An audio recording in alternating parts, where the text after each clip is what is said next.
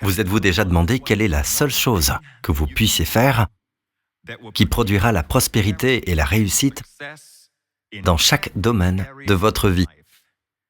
La Bible nous donne la réponse. Vous savez, j'aime les choses simples et j'aime la manière dont le Seigneur partage avec nous, dans sa parole, ces choses simples. Amen. Et pourtant profondes. Amen.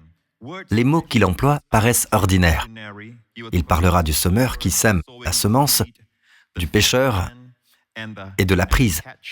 Il parlera de la graine de moutarde, comme de la plus petite de toutes les plantes potagères. Et pourtant, il y a une telle sagesse. Plus vous la méditez et plus vous découvrez des couches et des couches. Amen. Alors, j'aime la réponse que la Bible nous donne. La seule chose que vous faites, qui produira la prospérité et la réussite dans chaque domaine de votre vie, c'est méditer. Si vous me suivez, la semaine dernière encore, nous avons parlé de la méditation et de la manière dont ce simple acte que la Bible nous dit de faire, nous encourage à faire, et semble nous pousser à fixer cela comme la priorité dans notre vie, jour et nuit. Pas seulement une fois, mais c'est un style de vie. Méditer la parole de Dieu jour et nuit. Et la Bible dit au psaume 1er, verset 3, que celui qui médite la parole de Dieu jour et nuit ressemble à un arbre planté près d'un courant d'eau. Il donne son fruit en sa saison et son feuillage ne se flétrit pas. Et tout ce qu'il fait, vous voyez ce tout, cela inclut tout dans chaque domaine de votre vie. Ce qu'il fait lui réussit. Quand il élève ses enfants, cela réussit. Amen. Quand il remplit son rôle de mari, cela réussit. Amen.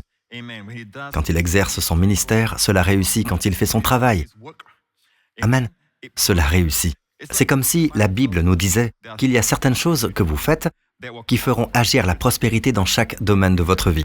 L'une d'elles, c'est d'être généreux. La Bible nous dit que si vous êtes généreux, si vous êtes prêt à donner et à être généreux, à avoir un grand cœur, l'Éternel, ton Dieu, te bénira dans tous tes travaux et dans toutes tes entreprises. Remarquez le mot « tous », dans tous tes travaux et dans toutes tes entreprises. Dans la Bible, dans mon étude de la parole de Dieu, je constate que ces deux choses, la méditation et la générosité, sont les choses qui produisent la prospérité dans chaque domaine de votre vie.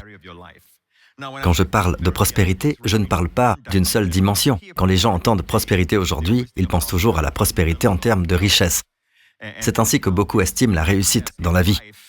Mais la réussite, si on la réduit aux choses matérielles ou même aux finances, ce sont des choses qui peuvent réellement devenir un fardeau, un poids et un esclavage dans notre vie. Si nous n'y prenons pas garde, Jésus le dit ainsi, « Gardez-vous avec soin de toute soif de posséder, car la vie d'un homme ne dépend pas de ses biens, même s'il est dans l'abondance. » Amen. Recherchez d'abord, dit Jésus, le royaume de Dieu. Remarquez la toute première chose qu'il dit. Recherchez d'abord le royaume de Dieu. Et avant de dire cela, il parlait de vos vêtements. Ne vous inquiétez pas de ce que vous porterez, ni de ce que vous mangerez. Regardez les oiseaux du ciel. Regardez les lys des champs. Dieu prend soin d'eux. Dieu habille les lys mieux que Salomon dans toute sa gloire. Dieu nourrit les oiseaux du ciel. Et ensuite, Jésus le dit ainsi, recherchez d'abord. Voyez, j'aime le Seigneur. Oh oui, oh que j'aime le Seigneur. Il garde les choses simples. Si nous devons poursuivre quelque chose dans la vie, recherchez d'abord le royaume de Dieu et la justice de Dieu. Et tout cela, dans le contexte de ce qu'il disait, ce sont des choses matérielles. Tout cela vous sera donné en plus. Ainsi, Dieu n'est pas contre le fait que vous ayez ces choses. Dieu n'est pas contre le fait que vous ayez aussi de l'argent. En fait, pour nous permettre d'aider les pauvres et de financer l'évangile de Jésus-Christ, surtout dans ces derniers jours, il faudra beaucoup d'argent. Amen. Mais Dieu ne veut pas que l'argent vous possède. Amen. Même si vous possédez de l'argent, l'argent ne doit jamais être la raison pour laquelle vous servez le Seigneur ou que vous exercez votre métier. D'accord? Même votre travail. Vous ne travaillez pas pour le salaire. Si c'est cela votre vie, et si vous passez beaucoup de temps au travail, si c'est votre seule motivation, alors votre vie va devenir ennuyeuse. Votre vie va devenir pénible. Ce sera dur quand vous irez au travail. Et vous ne ferez que laisser passer les heures. Et puisque vous passez beaucoup de temps au travail, pourquoi ne pas en faire une mission? Demandez à Dieu un esprit de sagesse et de révélation qui vous le fasse connaître. Amen. Afin d'avoir une vision. Amen. Et bien souvent, vous constaterez que la vision concerne toujours le Seigneur Jésus-Christ. Vous êtes là, sachant que tout ce que vous le faites de tout votre cœur, comme pour le Seigneur et non pour les hommes. Amen.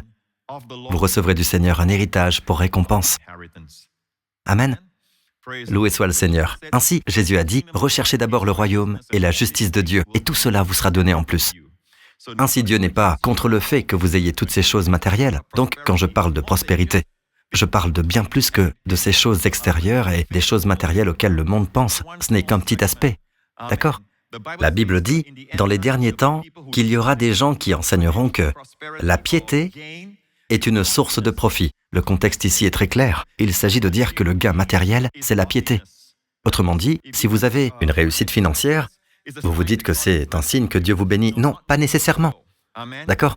Ce n'est pas ainsi que nous devons interpréter les bénédictions de Dieu dans notre vie. En fait, la Bible poursuit en disant, « La piété est pourtant une grande source de profit quand on se contente de ce que l'on a. Une grande source de profit quand on se contente de ce que l'on a. » Or, nous devons être cohérents. Si la première idée du gain parle du gain matériel, du gain financier, alors la dernière expression doit être comprise dans la même lumière.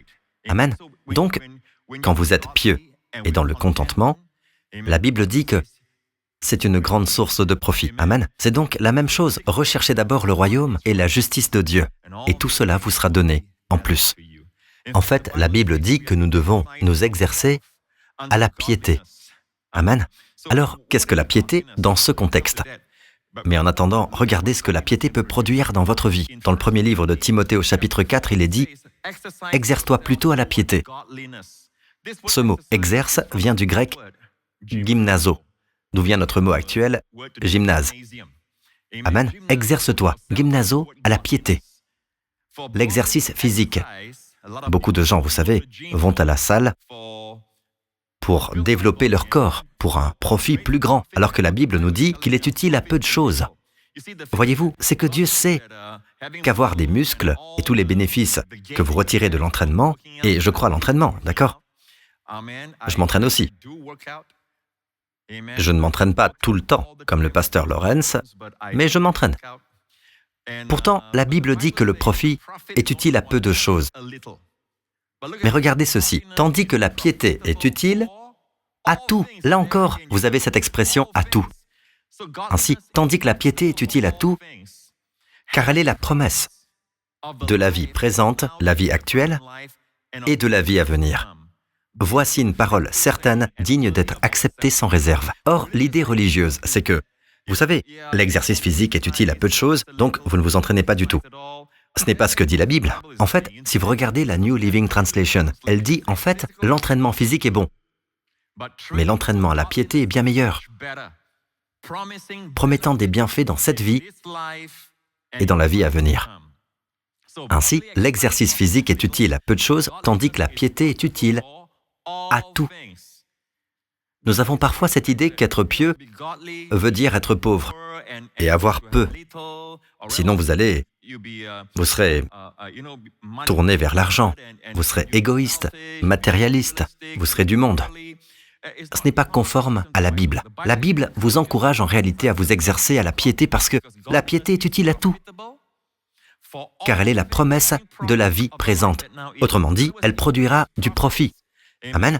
Dans cette vie, dans notre santé, dans nos émotions, dans nos relations, dans notre façon d'élever nos enfants, dans notre vie de couple, dans notre vie sociale. Elle produira du profit. Amen. Loué soit le Seigneur. Il y a du profit. L'idée de profit ici, ne la réduisez pas à un profit spirituel, car la première partie, l'exercice physique est utile à peu de choses, doit être interprétée dans le même contexte. Ainsi, l'exercice physique ne vous profite pas spirituellement, n'est-ce pas? Donc, l'idée ici, c'est utile à tout. Amen. Spirituellement, matériellement, mentalement, physiquement, socialement, dans chaque domaine de votre vie. Amen. Amen. Alors, qu'est-ce que la piété? Et la Bible dit que c'est une parole certaine. Enseigner que la piété est utile à tout est réellement une parole certaine, digne d'être acceptée sans réserve. Amen. Enseigner que la prospérité financière est un signe que Dieu vous bénit, ce n'est pas juste. D'accord? Ce n'est pas ce que nous disent les Écritures. Ce n'est pas ce que dit la Bible. Elle n'enseigne pas cela.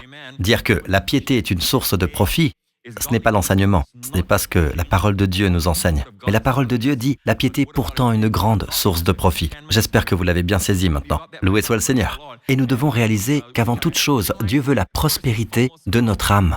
Dans la 3e épître de Jean, au verset 2, il est dit « Bien-aimé, je souhaite que tu prospères à tout point de vue et sois en bonne santé, à l'image de ton âme. » Or, la manière dont ce verset est rédigé peut aller dans les deux sens. On peut lire « Je souhaite par-dessus toute chose », comme la King James dit « Je souhaite par-dessus toute chose que tu prospères et que tu sois en bonne santé », comme si la priorité avant toute chose était que tu prospères et que tu sois en bonne santé, comme prospère ton âme.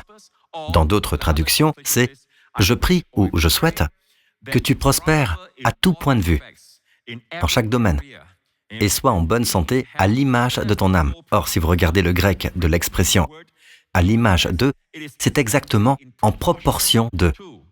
Amen. Et nous pouvons avoir cette idée erronée que nous devrions nous concentrer sur notre santé physique et matérielle, et alors la prospérité de notre âme suivra. Mais ce n'est pas le critère, bien au contraire.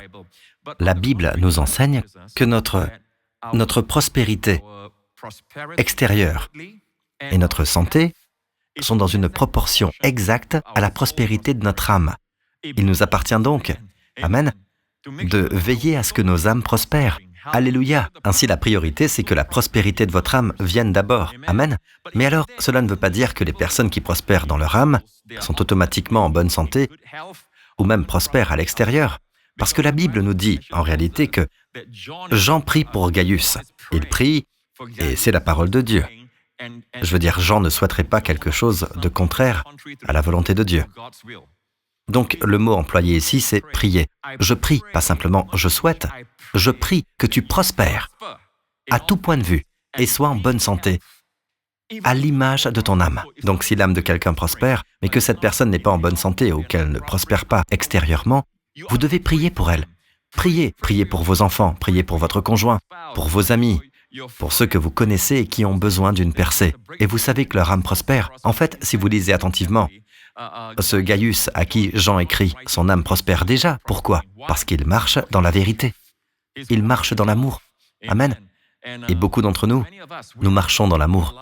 Amen. Nous savons qu'il n'y a pas d'amertume dans notre cœur. Ainsi, c'est un fait que votre âme prospère quand cette parole vous parvient. Amen. Ainsi Dieu dit que même alors, vous devez prier pour que Dieu le produise, que ce qui est à l'intérieur, cette prospérité de l'âme, se voit à l'extérieur. Et pour cela, il faut la prière. Alors, je prie, priez pour vos enfants, je prie qu'ils prospèrent et soient en bonne santé. Amen. À l'image de leur âme, s'ils étudient. D'accord? Je prie qu'ils prospèrent dans toutes leurs études et soient en bonne santé à l'image de leur âme. Ce n'est pas une prière matérialiste, c'est une prière tirée de la Bible. Alléluia. Merci Seigneur Jésus.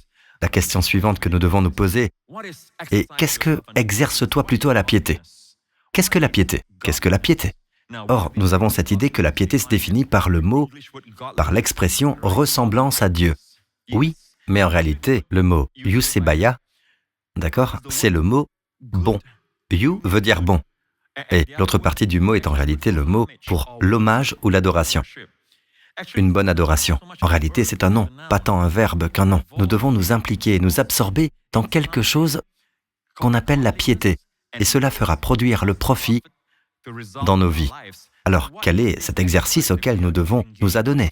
Or, nous sommes ici au chapitre 4, 1 Timothée 4. Eh bien, il ne va pas nous parler de la piété sans nous dire ce qu'est la piété, n'est-ce pas? Alors, si vous regardez le chapitre précédent, la fin du chapitre 3, il est dit ici, dans 1 Timothée 3, verset 16, « Et tous le reconnaissent, le mystère de la piété est grand. » Chaque fois que vous voyez le mot « mystère » dans le Nouveau Testament, ce n'est plus quelque chose de caché. Cela a été caché autrefois. Mystérion en grec veut dire « autrefois caché, mais maintenant révélé ». Alors, quel est le mystère de la piété? Qu'est-ce que cette piété qui est maintenant révélée? Dieu a été manifesté en chair. Qui est-ce? C'est notre Seigneur Jésus-Christ. Remarquez que le mot « piété » ici est un nom. Ce n'est pas un verbe, ce n'est pas quelque chose que vous faites. C'est quelque chose vers quoi vous vous exercez lorsque vos pensées et votre esprit sont engagés. Quand, dans toutes vos études, vous recherchez les vérités de la rédemption dans la Bible, vous étudiez la vie de Jésus, l'œuvre de Jésus à la croix. Dieu dit que cela, c'est un exercice de piété. Dieu a été manifesté en chair, c'est cela la piété. Dieu est apparu comme un homme, sa justice a été révélée par l'Esprit. Il a été vu des anges, proclamé parmi les nations. On a cru en lui dans le monde. Et finalement, notre Seigneur Jésus a été élevé dans la gloire. Voilà toute l'histoire de l'Évangile, là, à elle seule, ainsi que tous les écrits de Paul et des autres apôtres dans le Nouveau Testament. Autrement dit, chaque fois que vous passez du temps à méditer et à étudier et à lire sur la vie de Jésus, sur l'œuvre de Jésus, amen, c'est partout dans le Nouveau Testament, d'accord? Et plus vous vous y engagez, plus vous êtes réellement en train de vous exercer à la piété. Ce n'est pas essayer de vous habiller d'une certaine façon, ou vous couper les cheveux d'une certaine longueur, et toute cette façade extérieure, ou ne pas se maquiller, ou alors penser que vous êtes saint, alors qu'en réalité vous avez une langue si longue qu'assis dans le salon, vous pourriez lécher une cuillère qui est dans la cuisine. Vous voyez un peu? Autrement dit, vous colportez des commérages, vous dites du mal, vous condamnez les gens. D'accord? Ce n'est pas cela, la piété. Cette idée, l'idée de la piété ici, bien sûr, le mot piété, révérence, est bien là, mais c'est un nom. Amen, c'est lorsque nous sommes occupés par la vie de Jésus, par les vérités de la rédemption. Amen, de l'Écriture. Amen, par la partie rédemptrice de l'Écriture. C'est cela, un exercice de piété. Et en fait, dans 1 Timothée 4, là où il parle de « exerce-toi plutôt à la piété, car la piété est utile à tout ». Amen. Dans ce même chapitre, si vous continuez à lire le contexte, alors nous arrivons à ce que nous avons partagé la semaine dernière au sujet de méditer ces choses. Donnez-vous entièrement à elles. Regardons cela. En attendant que je vienne, applique-toi à lire. Or, c'est le même chapitre où l'on peut lire « exerce-toi plutôt à la piété » et de la façon dont la piété est utile pour la vie présente et pour celle à venir. La piété est utile à tout. Amen. Puis il continue en disant, en attendant que je vienne, applique-toi à lire les Écritures dans l'Assemblée, à encourager, à enseigner. La partie en attendant que je vienne, c'est Paul qui écrit à Timothée, mais c'est la parole de Dieu. Et il y a aussi une dimension prophétique, comme une portée prophétique là. Le Seigneur Jésus nous dit, en attendant que je vienne, applique-toi à lire les Écritures dans l'Assemblée, à encourager, à enseigner. Applique-toi à lire les Écritures dans l'Assemblée, à encourager, à enseigner. Ne néglige pas le don que tu as reçu, celui qui t'a été donné. D'après une prophétie, lorsque le conseil des anciens a posé les mains sur toi, occupe-toi de ces choses. Donne-toi tout entier à elles, afin que tes progrès soient évidents pour tous. Voilà encore, quand vous méditez vos progrès dans la King James Version, afin que tes progrès soient manifestes à tous. Dans la New King James, afin que tes progrès. D'autres traductions disent que ton avancement soit évident pour tous. Et mes amis, c'est étonnant, parce que qu'il soit évident pour tous, vous dit vraiment que, en fait, il y a certaines versions de la Bible qui disent réellement « soit évident pour tous ». Cela veut dire que votre profit est évident en toute chose dans votre vie. Amen. Je crois que c'est les deux. C'est pourquoi les versions ne sont pas complètement fixées. Certaines disent que votre profit puisse paraître à tous, cela veut dire que tout le monde peut le voir. Mais il y a aussi des versions qui interprètent le grec ici comme disant que vous progressez en toutes choses. Ce que j'essaie de dire, mes amis, c'est que le simple fait de méditer la parole de Dieu jour et nuit fera que tout ce que vous faites réussit. Tout ce que vous faites réussit. Ici, il est dit, quand vous méditez la parole de Dieu, votre profit peut paraître à tous. Tout votre profit sera évident en toutes choses. Ce sera visible, ce sera clair en toutes choses. Amen. Pour tous, ils peuvent le voir. Alléluia. Loué soit le nom de Jésus. Amen. Vous savez, même Potiphar l'a vu. Et c'était un païen. Il ne croyait pas en Dieu. Mais Potiphar a vu que l'Éternel était avec Joseph. Et quoi qu'il faisait, Dieu le faisait réussir. Amen. Il nous revient donc de méditer ces choses. Amen. Donnons-nous entièrement à elles. Pasteurs, prédicateurs, responsables, ceux qui partagent la parole de Dieu. La Bible dit « méditez la parole de Dieu ». Et le verset suivant vous dit que lorsque vous méditez la parole de Dieu, il est écrit « mets-y de la persévérance, car en agissant ainsi, tu te sauveras toi-même ainsi que ceux qui t'entourent ». Et j'ai partagé la semaine dernière au sujet du mot « sauver ». Il n'est pas dit à Timothée que, vous savez, peut te sauver toi-même et que tu sauveras de l'enfer ceux qui t'écoutent. D'accord ? Se sauver soi-même, Timothée est déjà sauvé, mais le mot « sozo » englobe tout. D'accord ? Il ne s'agit pas ici d'être sauvé de l'enfer dans ce contexte, mais le mot « sozo » est aussi employé pour la guérison. Amen. Bien sûr, il vous sauve aussi d'un mode de vie pécheur. Il vous sauve de l'addiction. Il vous sauve aussi dans votre corps, de la maladie et de l'infirmité. Amen. Et c'est un domaine qui a été négligé. Vous savez, le livre des Actes des Apôtres est plein de guérisons et plein de signes et de prodiges, mais ce n'est pas à nous de nous ériger en autorité pour dire « tout cela a cessé ». Où trouvez-vous cela? Rien qu'en vous basant sur 1 Corinthiens 13, où il est dit que tout cessera et qu'un jour nous verrons Jésus face à face, nous n'aurons plus besoin de ses dons désormais. D'accord? Il y a un temps où ce qui est parfait viendra. Ce qui est parfait est-il venu? Non. Amen. Quand ce qui est parfait sera venu, toutes ces choses cesseront. Mes amis, toutes ces choses sont des dons de Dieu. Comment pourrions-nous les mépriser? Si ce sont des dons de Dieu, Dieu doit savoir qu'ils sont très importants dans nos vies. En fait, la Bible le dit ainsi, aspirez aux dons les meilleurs. Le mot « aspirer », vous savez, sonne très charnel. Soyez avide de cela. Amen. Aspirez. Amen. Soyez ardent. Aspirer ne suffit pas, soyez avide. Amen. C'est sous-entendu. Ardemment. Aspirez ardemment. Mettez les deux ensemble, c'est un désir intense. Un désir intense pour les dons de l'Esprit. Vous savez, avant de prêcher, je prie et je demande au Seigneur, j'aspire ardemment à ce que les dons de guérison se déversent comme un fleuve puissant. J'en suis avide. Amen. Amen. Spirituellement, je salive à l'idée que l'expression « don de guérison » est au pluriel. Don de guérison. Et Dieu a des dons de guérison pour chaque sorte d'affection que le monde peut inventer, que le diable peut tenter de produire dans cette vie. Amen. Dieu a des dons, au pluriel, de guérison.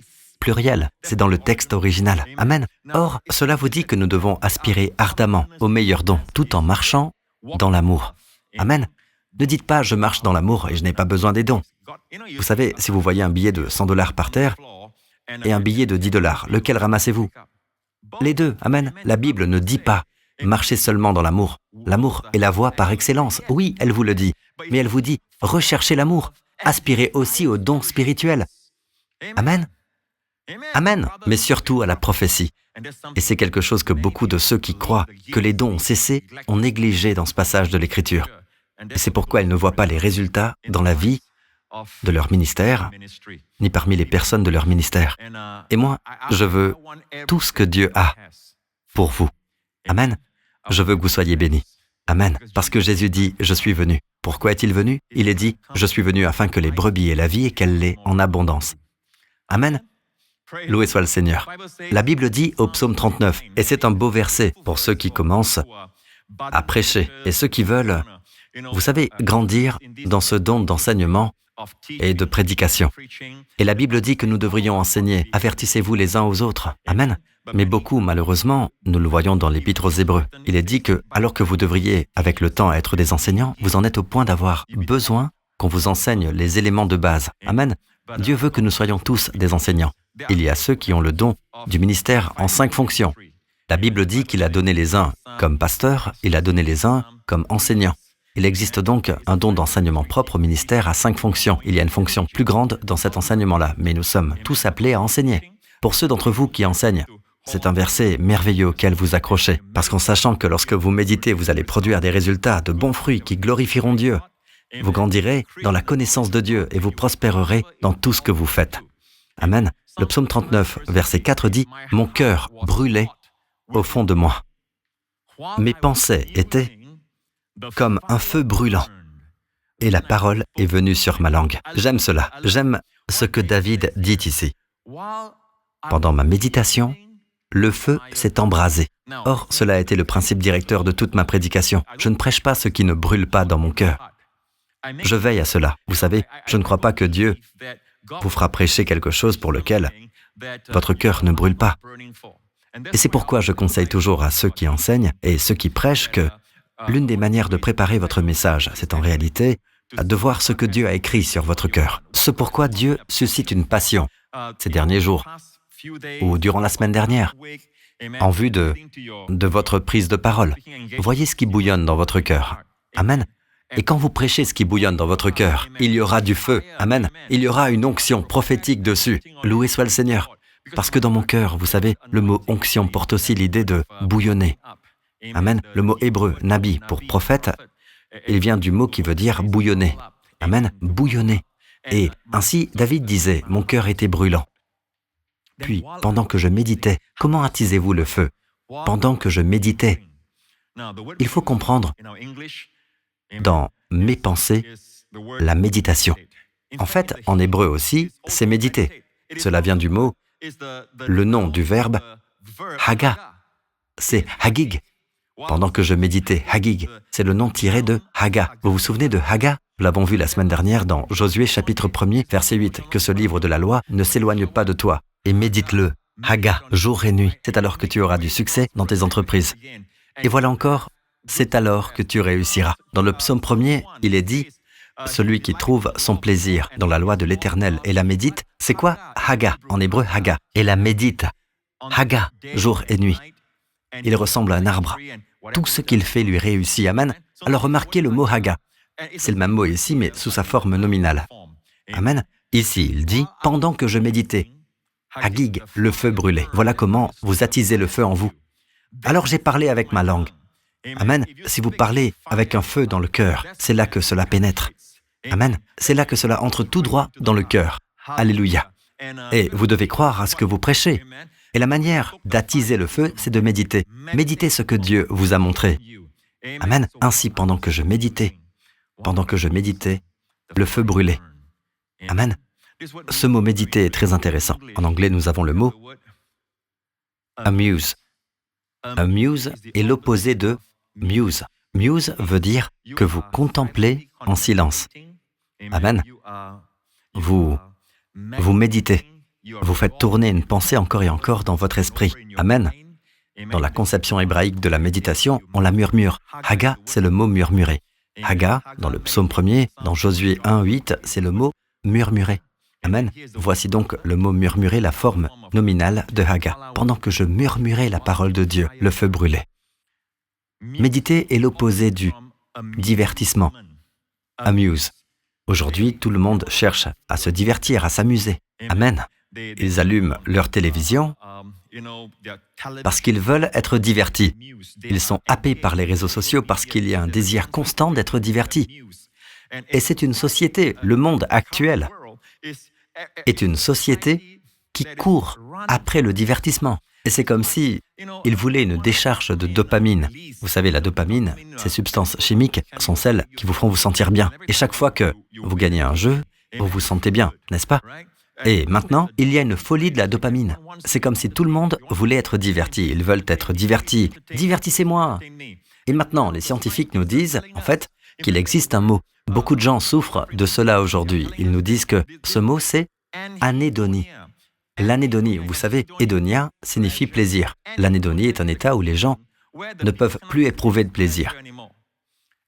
Une incapacité à éprouver du plaisir. Pourquoi? Eh bien, il y a plusieurs raisons. L'une de ces raisons, c'est que physiquement, ils n'en sont pas capables. Il y a un trouble cognitif, ou bien il y a des choses qui touchent généralement au cerveau. Mais il y a aussi de plus en plus d'études qui montrent que plus vous vous adonnez à cette dopamine, plus vous vous adonnez à cette décharge de substances qui procurent du bien-être, plus vous vous attendez à être diverti, à vous amuser. Vous pouvez arriver à cet état d'anédonie. L'anédonie, c'est l'incapacité à éprouver du plaisir. Et c'est pourquoi la parole de Dieu nous dit des choses comme ceci.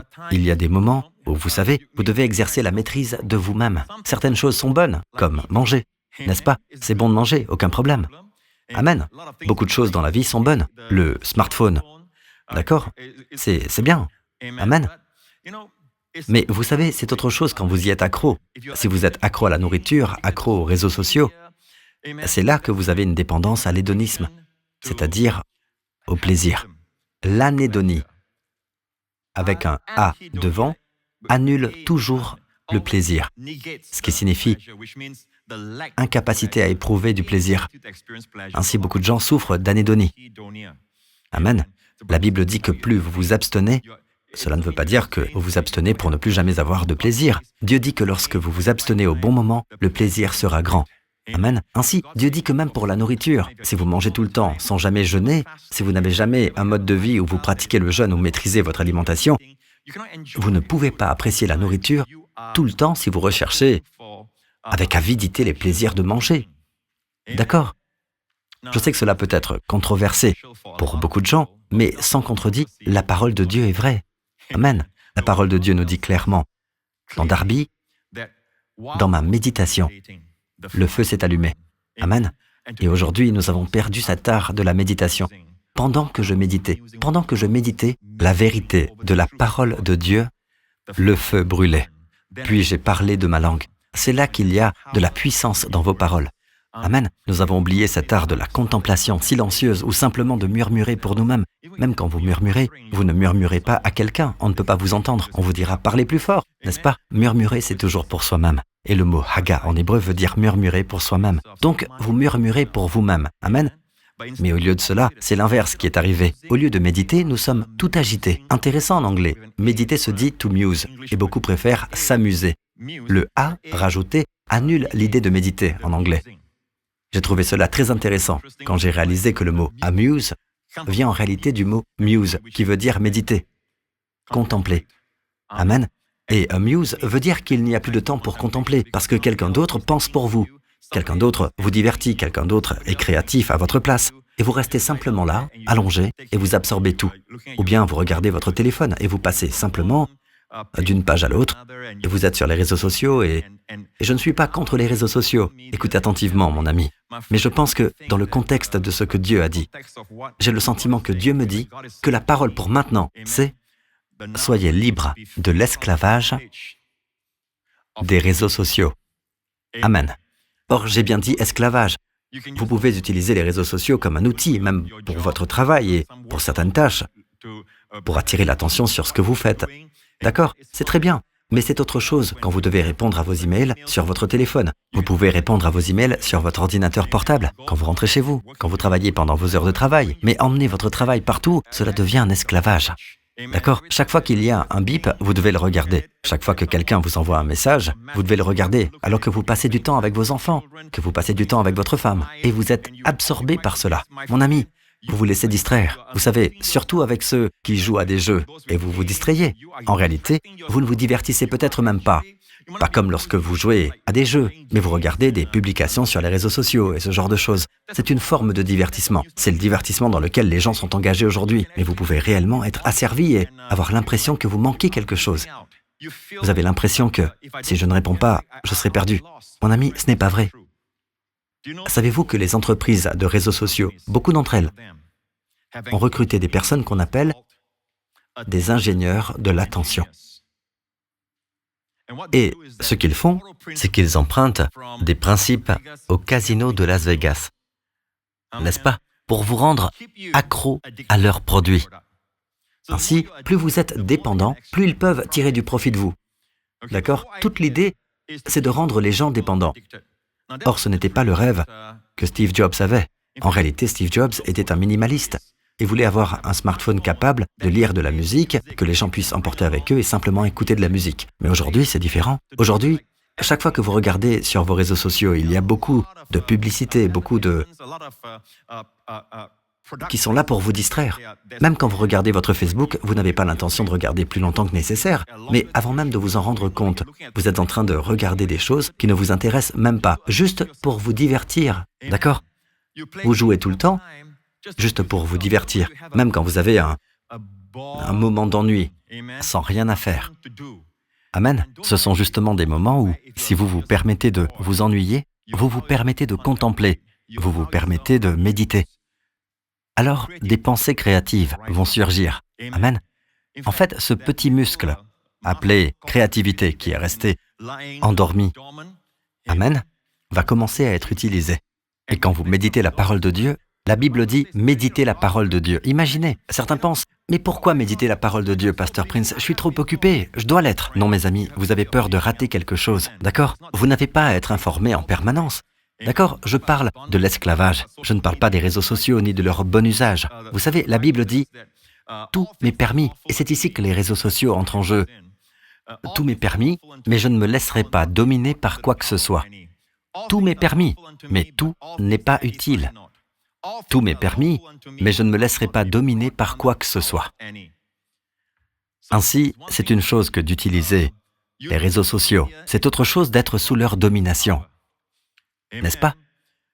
Vous savez, on voit souvent cela. Des gens réunis dans le même espace pour socialiser un peu, et tout le monde finit sur son téléphone. Ou bien ils sont dehors avec leurs enfants, et ils regardent leur téléphone, n'est-ce pas? Et leur petit enfant est sur la balançoire et eux regardent leur téléphone. Vous savez, prenez simplement ce temps, vivez l'instant, le présent, profitez du temps présent, alléluia! Amen. Ce sont des dons, et bien trop vite, avant même que vous ne vous en rendiez compte, ils grandissent, et vous leur donnez l'exemple que c'est important de toujours regarder son téléphone. Et mes amis, comme je l'ai dit, je ne suis pas contre les réseaux sociaux en soi, je suis contre l'esclavage qu'ils ont apporté aux gens. Au point qu'à présent, il y a un désir constant d'être amusé, d'être diverti, de se concentrer sur la recherche du plaisir jusqu'à ce qu'il ne leur reste plus aucun plaisir ou qu'ils aient perdu la capacité d'éprouver du plaisir. Nous devons enseigner à nos enfants la gratification différée. Amen. Il y a des choses auxquelles vous renoncez maintenant, mais dont vous profitez pleinement plus tard. Amen. Vous savez, avec cette génération Z qui a grandi avec les réseaux sociaux, et des experts en santé mentale, après des recherches auprès de jeunes étudiants sur le campus, disent qu'on peut presque situer cela à l'année où les réseaux sociaux sont apparus. Il y a eu une explosion de troubles anxieux sur les campus. On peut presque en retracer l'origine, vous diront-ils. Avec cette influence envahissante des réseaux sociaux et des gens qui s'y engagent, il y a eu une marée montante et des explosions. Ils emploient le mot « explosion » de troubles anxieux. Cela me rappelle ce que Jésus a dit. Regardez ici. Or, si vous regardez Luc 10, verset 38, il est dit, comme Jésus était en chemin avec ses disciples, il entra dans un village et une femme l'accueillit dans sa maison. Elle avait une sœur appelée Marie, qui s'assit aux pieds de Jésus et écoutait ce qu'il disait. Remarquez qu'elle s'est assise aux pieds de Jésus et a écouté sa parole. Marthe était affairée aux nombreuses tâches du service. Or, ce mot « affairé » est très intéressant. Ce mot veut dire être attiré, être entraîné, comme pris dans un mouvement circulaire, tiré dans toutes les directions. Elle était entraînée. Le mot « péri », qui est dans ce mot grec ici, péri signifie comme un cercle tout autour. Elle était tirée de tous côtés. Voilà donc ce qui causait sa distraction. D'accord ? Ainsi, elle était affairée aux nombreuses tâches du service. Peut-être qu'elle se disait « Attendez, je dois ajouter telle épice, je dois ajouter ce légume, ou telle autre chose encore. Je dois traire les brebis, je dois... » Vous savez, elle est distraite de tous côtés.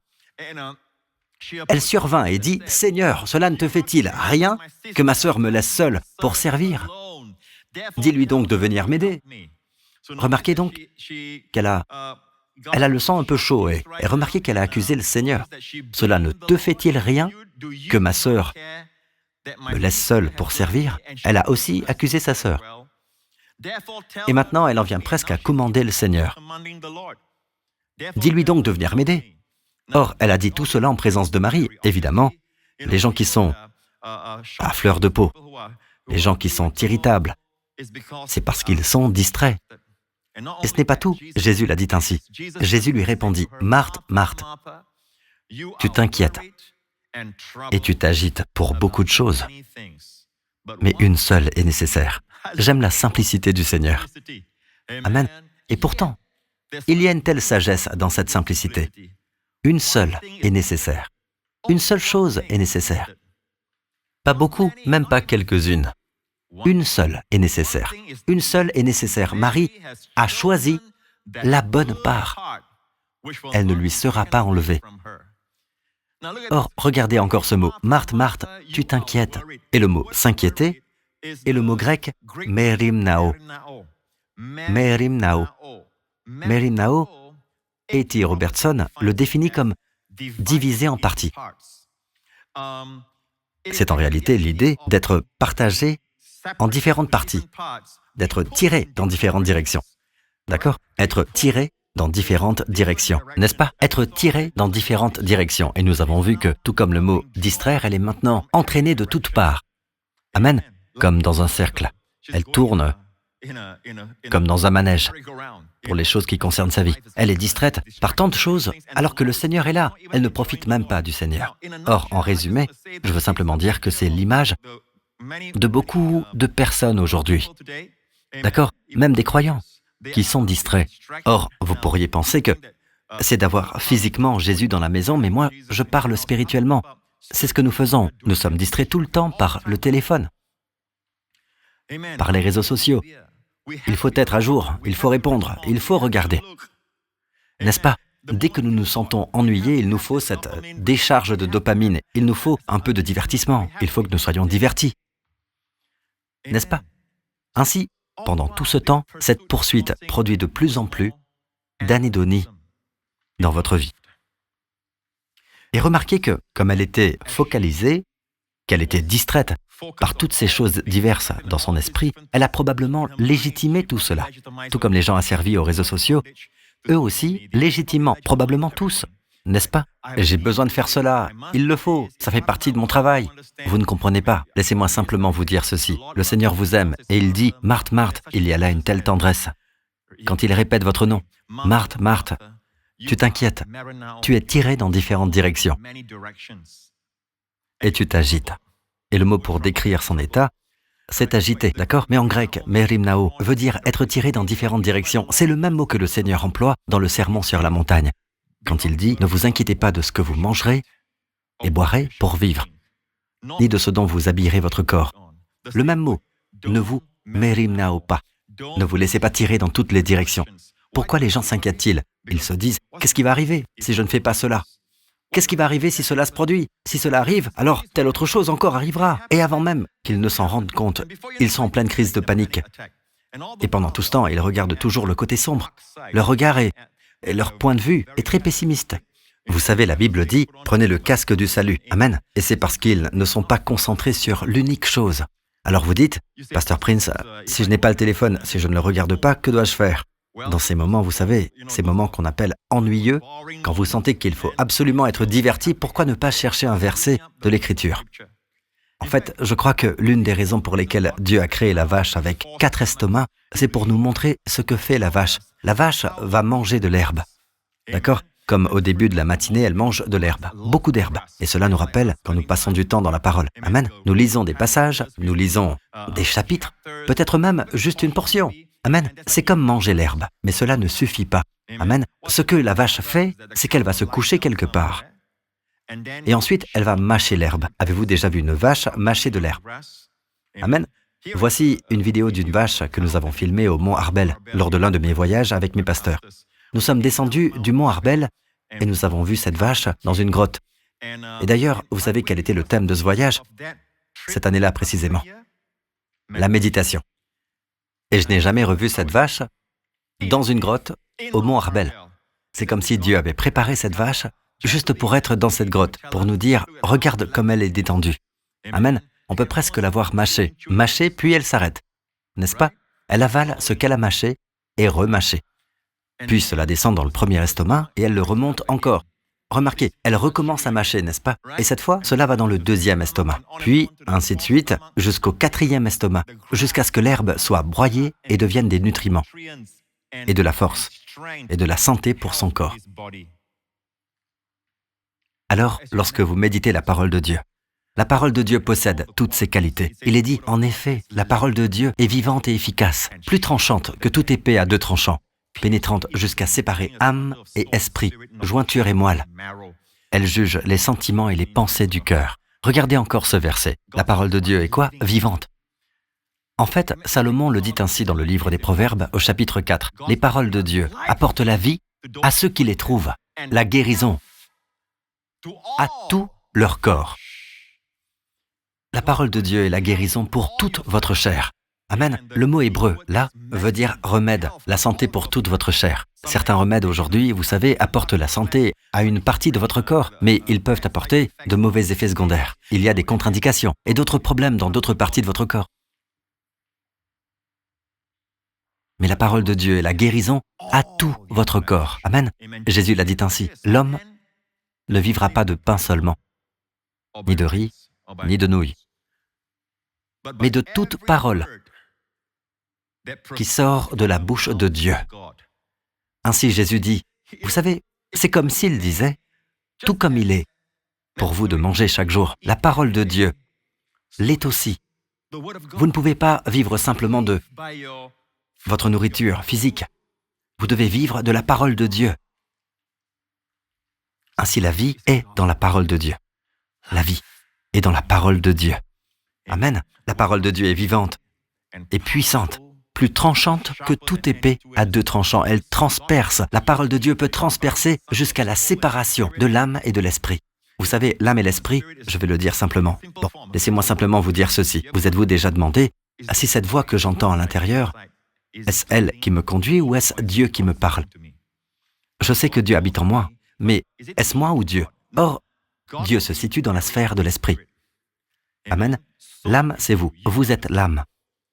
Amen. Dieu habite dans votre esprit. Ainsi, si vous passez du temps dans la parole de Dieu, vous saurez si c'est la voix de Dieu ou non. Parce que lorsque vous passez du temps dans la parole de Dieu, il y a comme... C'est difficile pour moi de l'expliquer. C'est une expérience. Il faut la vivre. Quand vous lisez la parole de Dieu pendant un certain temps, vous découvrirez qu'il y a une voix, il y a un ton. Il y a une certaine sorte d'intonation, une sorte de timbre de voix que vous apprenez à reconnaître. Et c'est la voix qui vous parle à l'intérieur. Mais la parole de Dieu, en passant du temps dans la parole de Dieu, vous êtes capable de séparer l'âme, qui est vous, et l'esprit où Dieu habite. Et ce n'est pas tout, elle sépare aussi les jointures et la moelle. Or, les jointures sont l'une des premières parties qui commencent à avoir des problèmes quand on vieillit, n'est-ce pas? Parce que les jointures, vous savez, il est important que le cartilage soit en bonne santé, parce qu'un cartilage sain ne fera pas frotter les os les uns contre les autres, et vos articulations peuvent continuer encore et encore, parce que les articulations sont en bonne santé. Ça veut dire quoi? Vous pouvez rester mobile, vous pouvez sauter, marcher, vous pouvez courir pendant longtemps. Mais la parole de Dieu peut toucher quoi? Elle mentionne les jointures. Et pas seulement les jointures. Elle pénètre jusqu'aux jointures et à la moelle. Or, la moelle osseuse, est très importante. Elle l'est pour notre système immunitaire.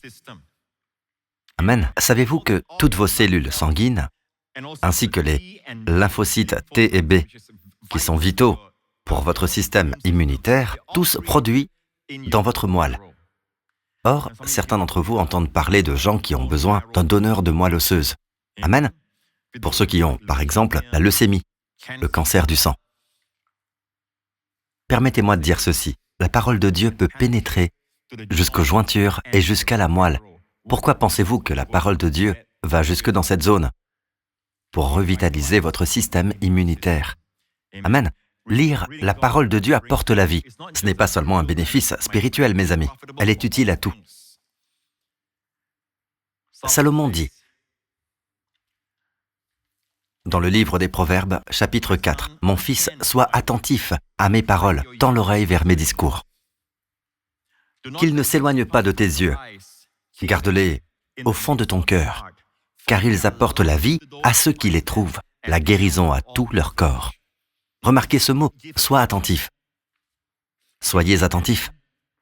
C'est le même mot dans la Septante, qui est la version grecque de l'Ancien Testament.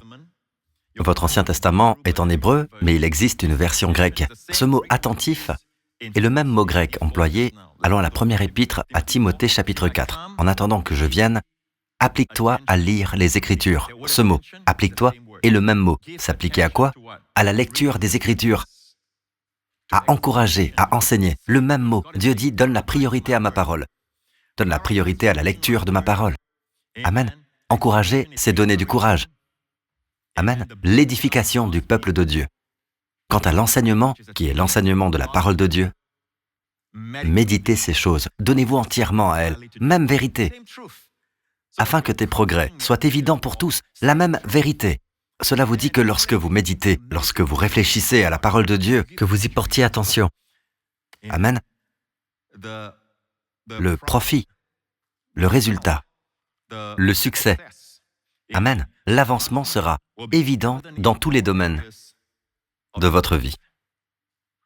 Amen. Revenons donc en arrière et terminons avec cette histoire de Jésus dans la maison de Marthe et de Marie. Ainsi, Jésus dit qu'une seule chose est nécessaire. Ainsi, Marthe, tu t'inquiètes et tu t'agites pour beaucoup de choses. Tout comme aujourd'hui. Il y a des gens dans cette situation. Ils sont inquiets et agités, ou bien ils ne réalisent pas qu'ils sont inquiets et agités. Ils constatent simplement qu'ils sont plus irritables. N'est-ce pas? Ils sont plus susceptibles. Mais parce qu'ils sont inquiets et agités à cause de quoi? De beaucoup de choses. Pourquoi? Parce qu'ils sont tirés dans toutes sortes de directions. N'oubliez pas, ce mot inquiet veut dire quoi? Être tiré dans toutes sortes de directions. Il faut que je fasse ceci, il faut que je dois, il le faut. Alors que Jésus semble simplement dire une seule est nécessaire. Il y a beaucoup de choses qui semblent être des priorités dans votre vie, mais une seule chose est nécessaire, une seule. Marie a choisi la bonne part, elle ne lui sera pas enlevée.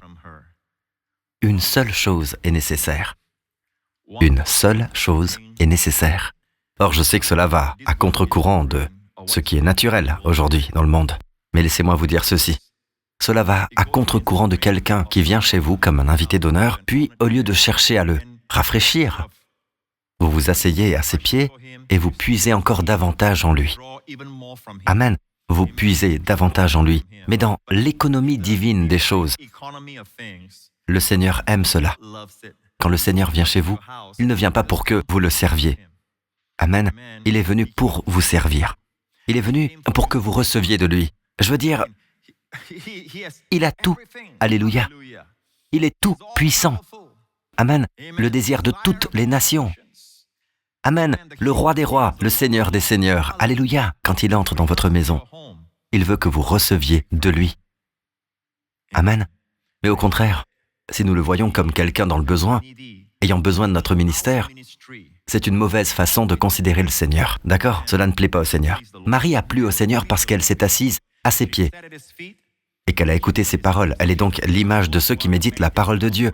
À chaque moment, vous savez, qui semble ennuyeux, eux, ils méditent simplement. Amen.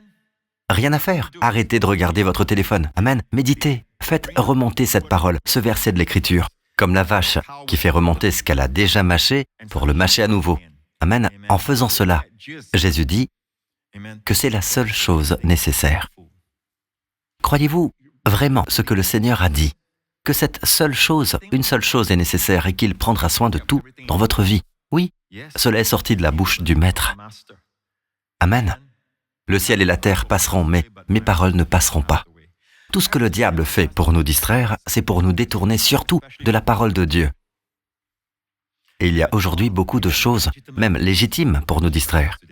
Et mes amis, si vous découvrez que vous êtes en train de perdre la capacité d'apprécier les choses que vous aimiez autrefois, ou cela ne vous semble plus agréable, peut-être souffrez-vous d'une forme d'anédonie. L'anédonie est un état qui peut s'installer en vous sans que vous ne vous en rendiez compte. Tout à coup, vous constaterez que vous vous ennuyez, que vous devenez cynique face à la vie. Et le Seigneur vous aime. Le Seigneur veut entrer dans votre maison, non pour prendre de vous, mais pour vous donner. Amen. Alors coupez tout le reste qui vous distraira. Arrêtez de regarder.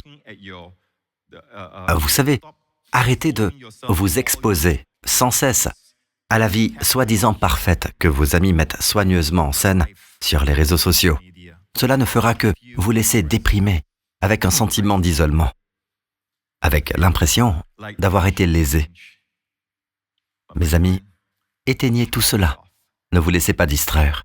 Quand le bip arrive, vous n'êtes pas toujours obligé de répondre, surtout quand vous êtes avec des personnes que vous aimez. Amen. Ou quand vous faites quelque chose qui compte pour vous. Peut-être apprenez-vous à jouer de la guitare. Amen. Recommencez à retrouver certains loisirs. Au début, essayez de briser cet esclavage. C'est comme une détox, d'accord? Mais passez par là.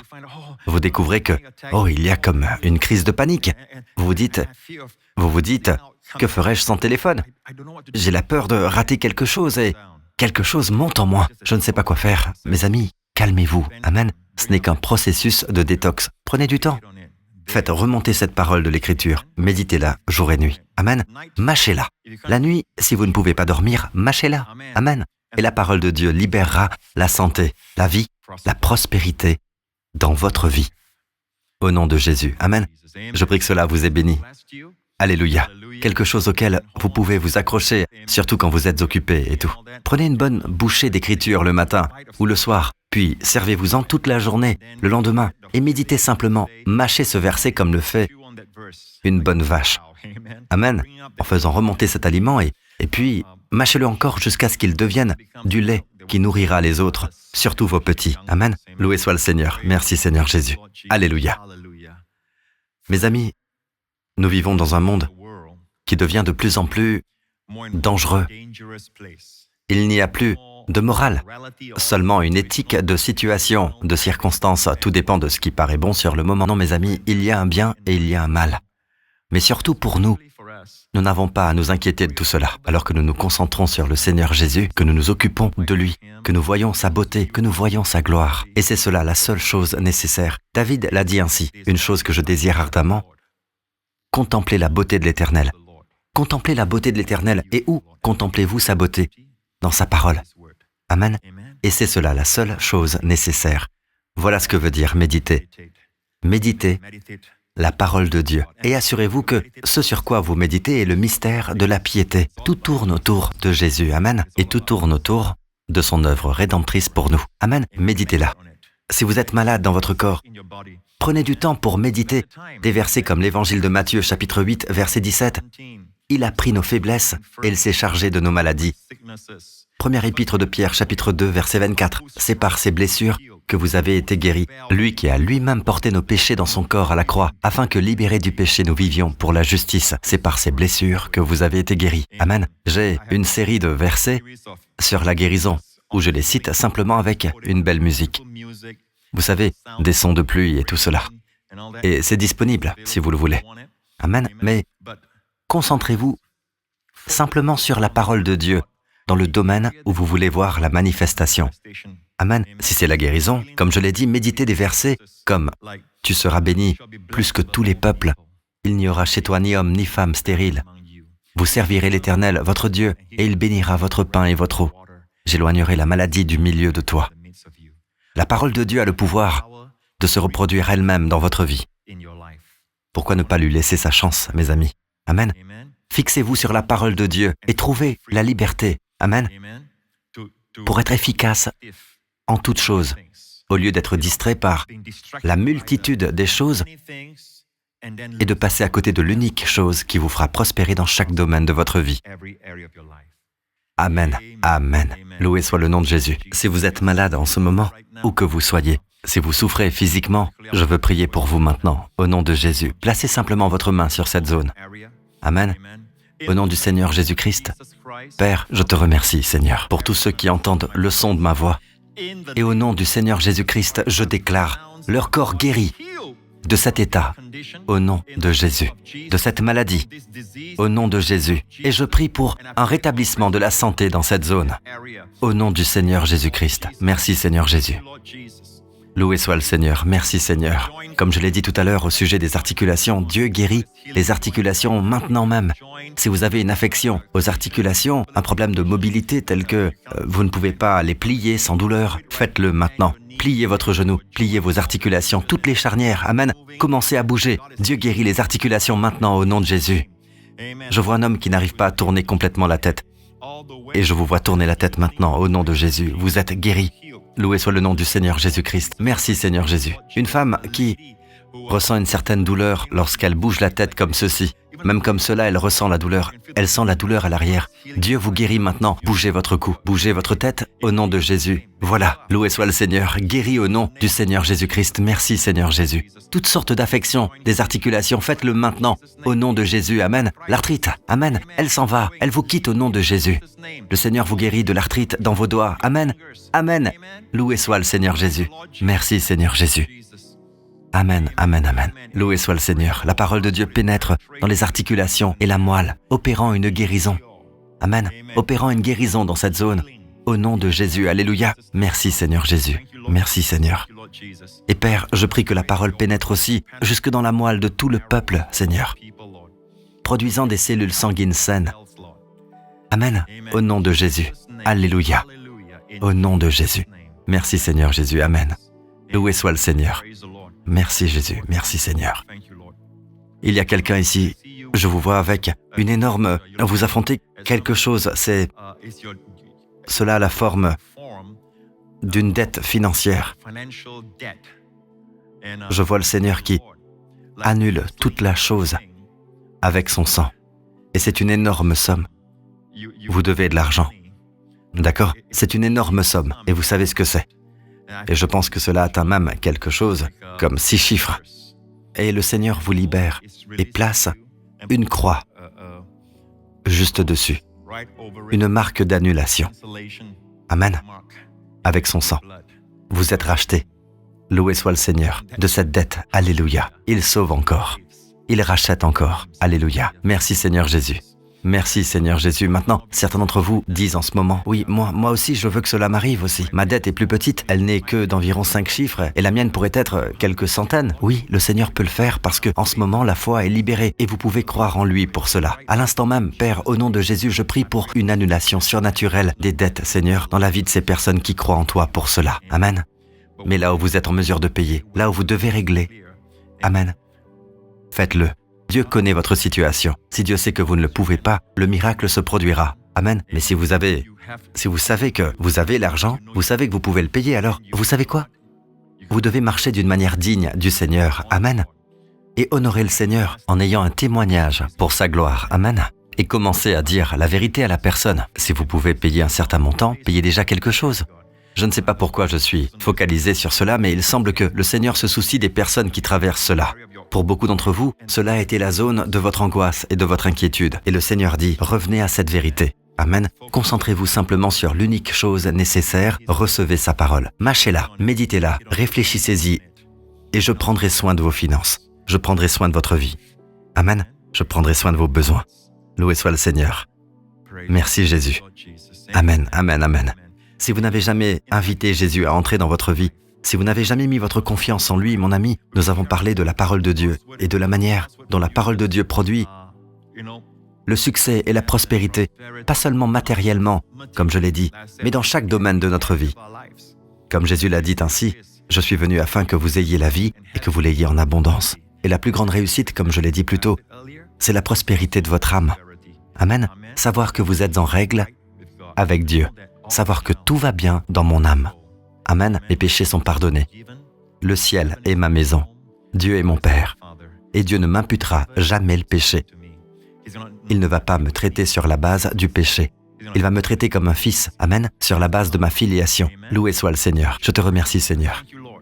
Amen. Je te remercie, Seigneur, pour ton amour. Seigneur, pour ces précieuses personnes qui regardent en ce moment. Je te remercie, Seigneur, car c'est toi qui les as amenés à se connecter, Seigneur. Alors, mes amis, faites cette prière avec moi maintenant. Père Céleste, Père Céleste, je te remercie pour le don de ton Fils, mon Seigneur Jésus-Christ. Je le confesse maintenant comme mon Sauveur et mon Seigneur. Jésus-Christ est mon Seigneur. Je te remercie. Christ est mort pour mes péchés. Et Christ est ressuscité d'entre les morts. Dites-le, Christ est ressuscité d'entre les morts. Et j'ai été justifié en lui. Merci, Père. Tu es maintenant mon Père. Tous mes péchés sont pardonnés. Je suis entré dans une nouvelle vie. La prospérité de mon âme a commencé. Et je prie, Père, qu'à partir d'aujourd'hui, je prospère à tous égards et sois en bonne santé, à l'image de mon âme. Au nom du Seigneur Jésus-Christ, Amen. Si vous avez fait cette prière, mes amis, vous êtes maintenant un enfant de Dieu. Tous vos péchés sont pardonnés. La Bible le dit ainsi. Si quelqu'un est en Christ, il est une nouvelle créature. Les choses anciennes sont passées. Voici, toutes choses sont devenues nouvelles. Mettons-nous debout maintenant pour la bénédiction. Alléluia. Comme je l'ai dit auparavant, je vais le redire. Amen. Cette bénédiction n'est pas simplement de belles paroles prononcées sur vous pour apaiser vos émotions. Non, non. Les paroles prononcées sous l'onction du Saint-Esprit orienteront le cours de cette semaine qui vient. Elles réorganiseront des circonstances qui autrement n'auraient pas été ainsi. Elles arrêteront, déjoueront et empêcheront les plans de l'ennemi contre vous, contre votre famille, contre vos enfants. Amen. Amen. Dieu orientera votre semaine. Il aplanira les chemins tortueux. Levez vos mains. Alléluia. Père, au nom de Jésus, je te remercie pour tous ceux qui entendent ma voix. Et je te remercie, Père, que cette semaine, tu en feras pour eux une semaine spéciale, Seigneur, remplie de tes bénédictions. Que le Seigneur vous bénisse et que le Seigneur vous garde, vous préserve, vous protège, vous et vos bien-aimés, tout au long de cette semaine, de toute infection, de toute maladie, de toute la puissance du malin. Que le Seigneur fasse briller son visage sur vous et sur vos bien-aimés, et que le Seigneur vous soit favorable. Amen. Tout au long de cette semaine. Et que le Seigneur tourne son visage vers vous et vers vos familles et vous accorde à vous et aux vôtres son merveilleux shalom, sa plénitude, le bien-être et la paix au nom du Seigneur Jésus-Christ. Amen. Alléluia.